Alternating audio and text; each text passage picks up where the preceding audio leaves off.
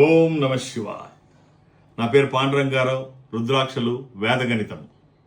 రుద్రాక్ష అందరూ ధరించాలా? అవసరం ఉందా రుద్రాక్ష ధారణకి?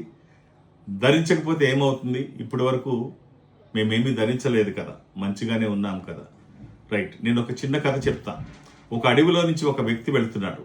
ఎవరో వచ్చి చెప్పారు, అడవిలో పులి ఉంది, ఈ వెపన్ తీసుకొని వెళ్ళు, ఈ కత్తి అని చెప్పారు.